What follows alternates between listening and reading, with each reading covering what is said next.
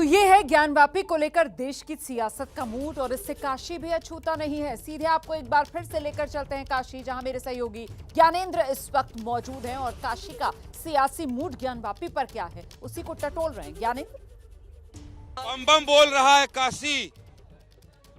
सपा वाले युवा नेता खुद को युवा कहते हैं, बम बम बोल रहा है काशी। जी बिल्कुल बोल रहा है, इसमें हर्ज क्या है। अब बोल रहा है, इसके पहले भी बोलता था, आगे भी बोलेगा, इसमें कोई दो राय नहीं है और किसी की कोई दो राय नहीं है, ना इसमें किसी को शक और शुबा भी है। लेकिन आज बात रही है जो बनारस को लेकर के जो देश में माहौल है, हम लगातार समाजवादी पार्टी के मुखिया और नेता ये कह रहे हैं कि बनारस को लेकर देश का माहौल क्या है? माहौल ये है कि सब कुछ शांतिपूर्ण तरीके से कोर्ट में है। किसी को किसी पक्ष को अगर किसी तरह की समस्या है वो कोर्ट गया है, कोर्ट में प्रकरण चल रहा है, सब कुछ कोर्ट के अधीन है, कोर्ट ही निर्णय दे रहा है सही और गलत क्या है, और जो है वो आएगा भी। लेकिन समाजवादी पार्टी ये कह रही है अगर ये मुद्दा है तो तमाम और भी मुद्दे हैं जिस पे बहस होनी चाहिए। हम आग्रह करते हैं देश की सरकारों को कि वो महंगाई पर भी आके बात करे, क्योंकि वो नौजवान जो लगातार आज 3 साल से दौड़ रहा है, जिसका एज पूरा होने पर है और उसको नौकरी नहीं मिल रही, इस पे बात करना चाहते हैं। आइए आपका भी स्वागत है एबीपी न्यूज में। और देखिए तमाम जो मेहमान हैं वो सब बढ़ते जा रहे हैं, बहस हो रही है। कहाँ से आ रहे हैं अभी? गंगा से आ रहे हैं। हाँ, क्या कह रहा है बनारस, क्या कह रही है गंगा मैया? गंगा साक्षात ब्रह्मद्रव है और ब्रह्मद्रव के दर्शन पान से अंतःकरण चतुष्टय मन बुद्धि चित्त अहंकार का परिष्कार होता है। स्थूल सूक्ष्म कारण शरीर के मलों का विक्षेप दूर होता है और चित्त जब निर्मल होता है तो यदि पिंडे तद ब्रह्मांडे। अच्छा, मैं वकील साहब भी आ गए हैं मेरे साथ, मदन मोहन जी आ गए हैं। मैं आपसे ये जानना चाहता हूँ, दरअसल जब कानून की बात आती है तो आप लोगों की बात बहुत महत्वपूर्ण हो जाती है।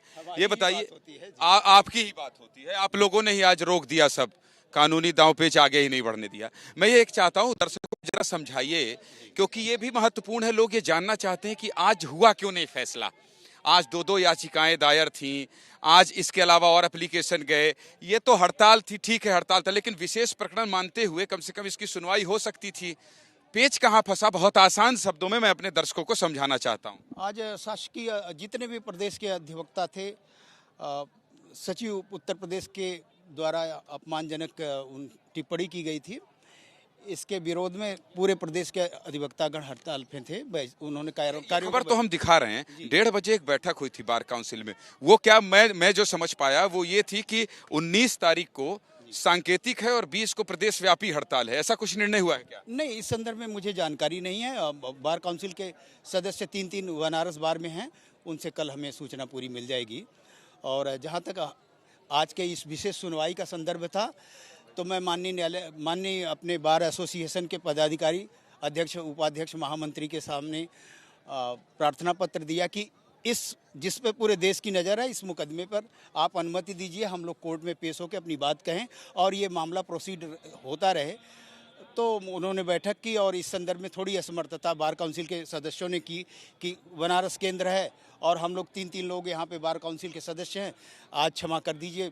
बार के महामंत्री जी ने मुझे विशेष सूचना दी, लेकिन हम दोनों पक्षों ने और हमने माननीय न्यायालय के समक्ष एक प्रार्थना पत्र दिया था, उसको माननीय न्यायालय ने स्वीकार करते हुए डायस पे माननीय जज महोदय बैठे नहीं, लेकिन उन्होंने प्रार्थना स्वीकार कर। ये कल होगी सुनवाई? समस्त सुनवाई कल होगी।